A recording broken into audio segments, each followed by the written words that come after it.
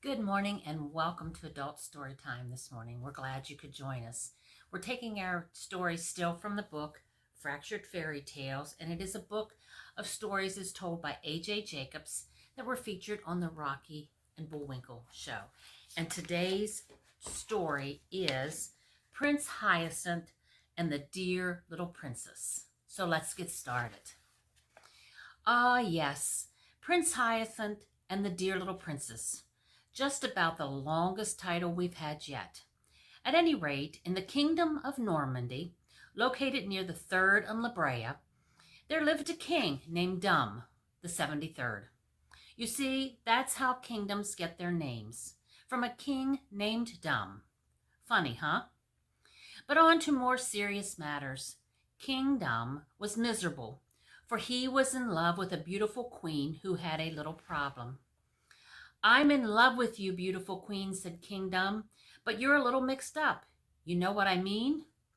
Yes, she was a little mixed up, for she was under an enchantment, and she also had a terrible stuffed nose. "Honey," whined the queen, "I can't get out from under this enchantment. It just keeps hanging on." Enchantment? Ha! The garbage went out with the hula hoop. Next thing you'll be telling me you see fairies. Like that one. For at that moment, a fairy appeared right in front of the king's face, which now contained a rapidly dropping jaw. "You stop that," scolded the fairy, who for some reason spoke with a thick accent. "If it weren't for our business agent, I'd turn you into a frog." "Your business agent?" asked the king. "Yeah, International Fairies Guild, Local 42, but my call sheet says I'm supposed to help you out instead. So what's to help?" "Well, it's about the queen. She thinks she's under some kind of enchantment." "She got a cat?" asked the fairy. "Yeah," replied the king. "Step on its tail." At that, the fairy took out his walkie-talkie, or in this case, walkie-flyie, and told his leader the mission was completed.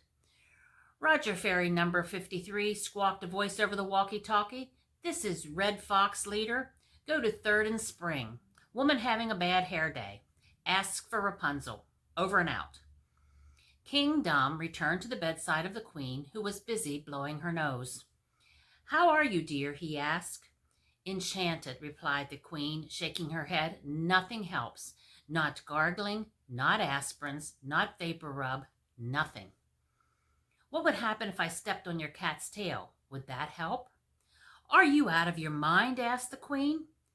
"I didn't think it was a good idea."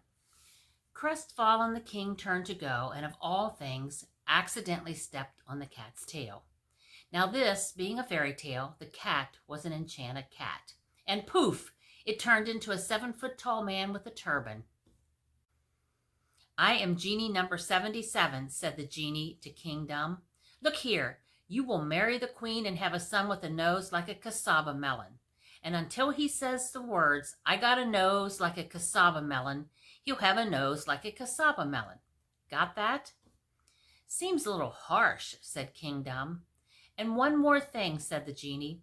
"If anybody tells him the magic words ahead of time, they shall perish, like instantly. Understand?" And with that, the genie vanished. What's more, the queen was no longer under her enchantment, and so the king and queen lived happily ever after until their firstborn son was born, at which time the king turned into a frog and was never heard from again.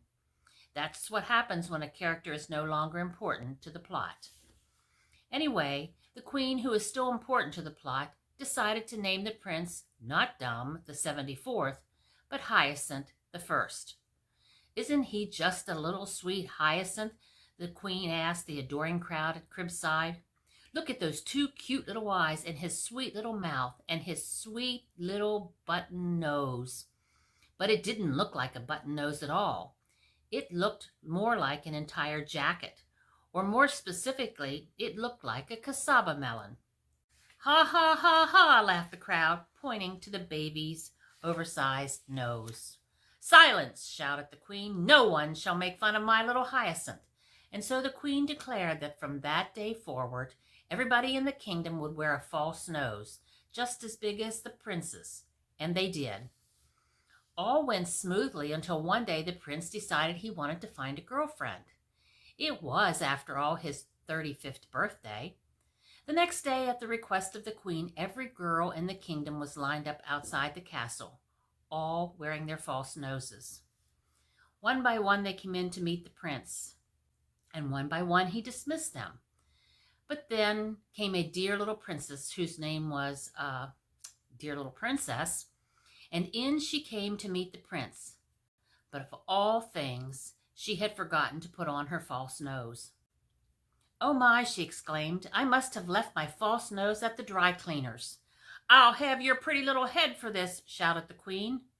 By this time, the prince was completely confused.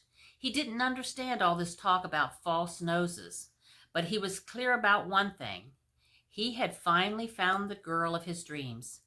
After all, he figured, there was room in this world for all types, big-nosed and small-nosed alike. He tried to kiss Dear Little Princess, but no matter how he turned his head, his nose got in the way.